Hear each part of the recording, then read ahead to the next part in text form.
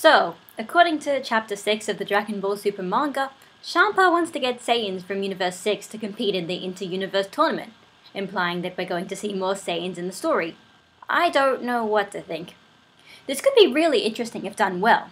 There are a lot of things that they could do that I'd enjoy, having more insight into the Saiyan society, a greater understanding of the Saiyan's power, and maybe a reason as to why they have so many transformations, perhaps even seeing more female Saiyans. Or, in the worst possible scenario, we could have Evil Goku. You know, a character who is used to explore what Goku would be like had he not hit his head as a baby. A Goku who was a proper Saiyan warrior, ruthlessness and all. I don't like the sound of that. Hello everyone, my name is Gabby, and here's my top 5 reasons why Evil Goku is a stupid idea.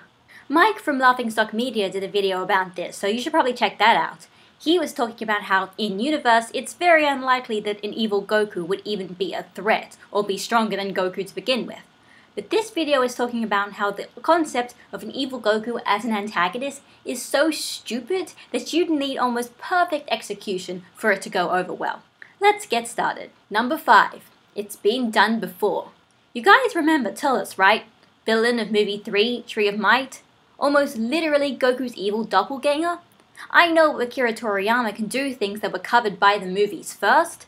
Like, apparently he designed Gogeta for movie 12, Fusion Reborn, before he designed Vegito, which does explain why Potara comes out of almost seemingly nowhere. But even in canon this has been explored already. I'd argue that Cell was a very good evil counterpart to Goku. Like Goku, Cell had a driving motivation to improve himself and to get stronger purely for his own benefit. The difference was that, unlike Goku, Cell didn't care how many people he hurt or even killed to get that strength. That was what differentiated him from Goku, and that was what made him a villain in the end. So why would we bother watching Super to see Evil Goku, if we could just watch movie 3 or the Cell Saga, which cover the same things? Number 4. It sounds like an idea from fanfiction. If you've ever looked at Dragon Ball Z fan works, a lot of them tend to feature an Evil Goku. He's generally called Kakarot to distinguish him from the actual Goku.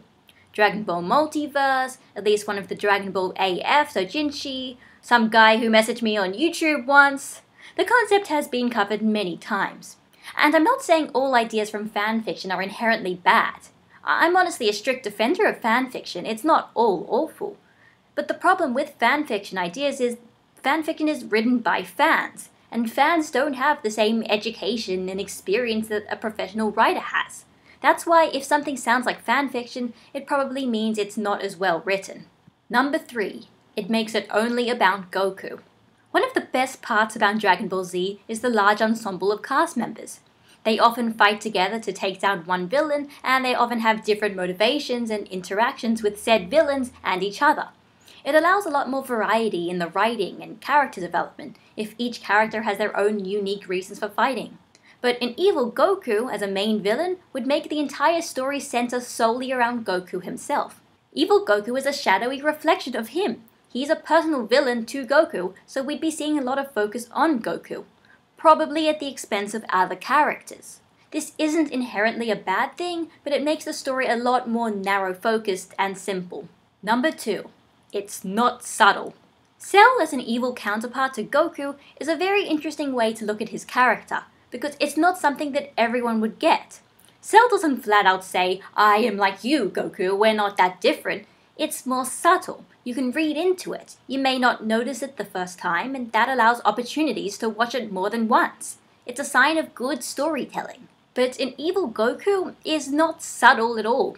It's explaining flat out to the audience what the themes of the story are, and not giving them a chance to work it out for themselves. It's assuming the audience is stupid and can't read between the lines. They need to be told to them for them to understand. And I don't want to watch an anime to be treated like I'm an idiot. And number 1, it takes up the spot of something new. Dragon Ball Super is new material. They could do anything, something we're not expecting. If they include Evil Goku, that shoves out all of the potential creative, subtle ideas out of the way, wasting all those opportunities to innovate in exchange for something that even a 12-year-old would find predictable. If Dragon Ball Super doesn't end up doing this, I'll be pleased. If it does end up doing this, well, let's just consider it the first angry rant I've ever done against Dragon Ball Super. besides my opinions on episode 12. I'm not saying that Evil Goku would never be a good idea, but the problem is the concept of Evil Goku has so many problems to begin with, the execution has to be amazing, otherwise it is not going to work. At least, that's my opinion. So this is Gabby, signing out, and goodbye guys!